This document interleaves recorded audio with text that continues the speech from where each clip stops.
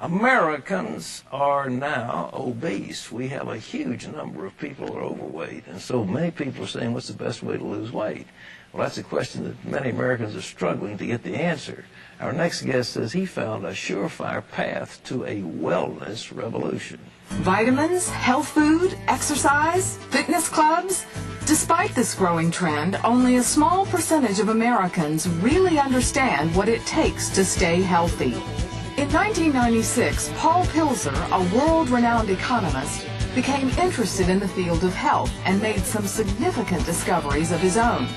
He then wrote the book, The Wellness Revolution. 61% of our population is overweight.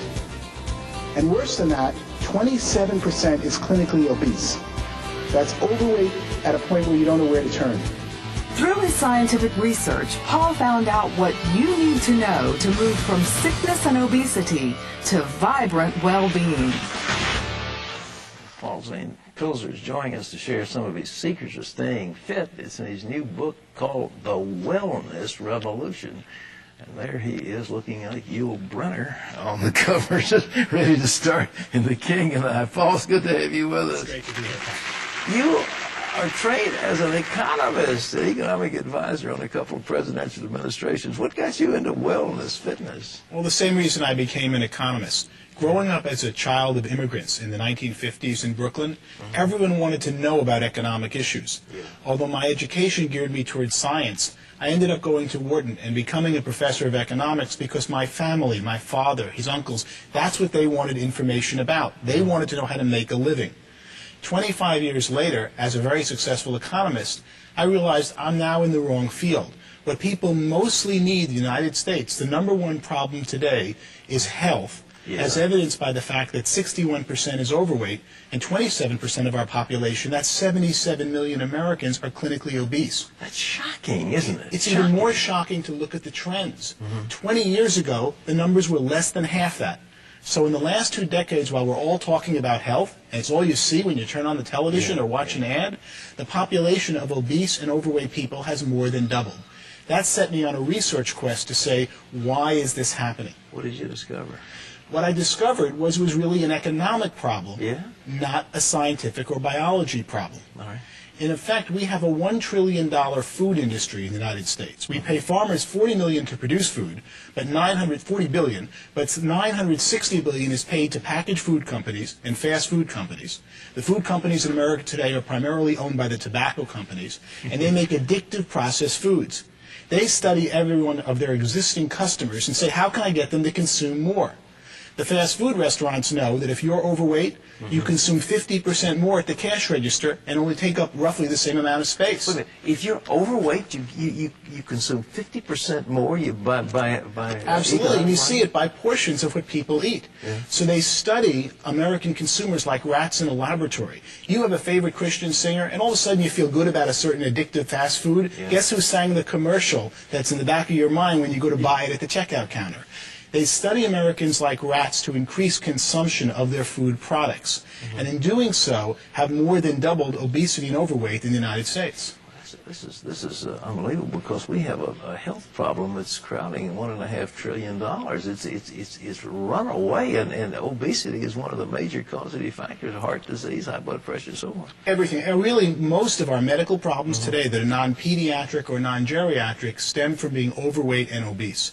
So as I studied it, I realized that the answer was an economic problem had caused being overweight and obese. As I studied it, I saw America ready for a revolution, a wellness revolution, and that there was a new industry emerging called a wellness industry.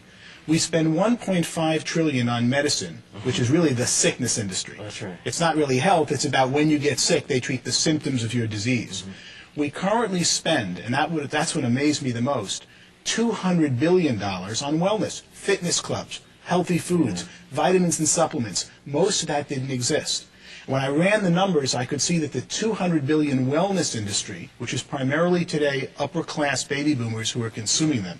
First thing someone does when they make money is try to get healthy. Oh, yeah. And they get out of the diet and kind of medical care most of us get, and they start getting healthier. And that this $200 billion I projected would grow to a $1 trillion wellness industry by 2010. Well, look, are we finding ourselves, on the one hand, we're gorging on trans fatty acids and greasy hamburgers and greasy fries and carcinogenic products. On the other hand, we're out puffing away on treadmills and lifting weights. I mean, are the same people doing these things, or is it a totally different class of people? It is really different people. And so many people who do get on the treadmills are not getting the right information. The problem is that the food industry controls, in effect, our television. Look at most commercials today for television shows are food companies. Sure. And they try to get their consumers to eat more and more of their existing foods. As the food industry focuses on those who are overweight, they make them more and more overweight. And then when someone says, I want to lose weight, I want to get healthy, they get misinformation out there because they've got this industry that controls our media that is constantly saying, how do I get you to eat more food? What should people do to lose weight? What are the tips? Well, I didn't write a book to come up with tips, but I came up with quite a few in doing my research. All right. The main one is really timing. From the time you're hungry, if you start eating food, your stomach doesn't tell your brain that you've now sated and had enough food until 15 minutes have passed. So you can see why fast food restaurants are so deadly, because you go in there hungry and you keep eating and eating and eating in less than 15 minutes, but it isn't until 15 minutes that your body knows you've had enough. When we used to eat with Grandma and they took time between each course, you naturally controlled the amount you eat because it took 15 minutes between courses, and that told your body to stop eating. What supplements? People spending a lot of money on vitamin supplements. Is there anything that people should be looking for? The main thing they should be looking for is to see that their supplements are real. 1/3 of the supplements that you purchase today in the store are not in the bottle what says on the label, because supplements are an unregulated industry in this country. There are several companies that just buy supplements and rate them just for what's in the bottle, and most of the times what you're getting, or about half the times, you're not getting what's on the bottle. So you've got to find a brand that has in the bottle what's on the label. The wellness revolution, how to make a fortune in the next trillion-dollar industry. Where do people make money in this thing? Well, that's what I started to discover. I could see that there were 15 million Americans of 300 million were getting healthier as they aged. You're a great example about that, especially when we see you on television. As you get older, you're stronger, you're better fit. What's going on? It's people who have time to focus on it are seeking out the right products and services to make them healthy. And that's when I could see an emerging $1 trillion wellness industry. One of the most surprising parts of my research was to find that it already reached $200 billion. But if you think of what you now spend on supplements, on fitness, on weight training, and time and money that you never dreamed you even needed 20 years ago. That's exactly right. You are a very typical consumer of this upper crust that's becoming and will become the entire nation, I believe, as this new wellness industry emerges. Well, boy, I hope you're right. But so, ladies and gentlemen, how you could A, be well, and B, make some money at the same time. This book, The Wellness Revolution, where you can get it? It's by Wiley Press. Is it available in the bookstore? Should be in every bookstore around the country. Paul, Zane, Pilzer, thank you so much for being with us. Thank you very much. It's a real honor. All right.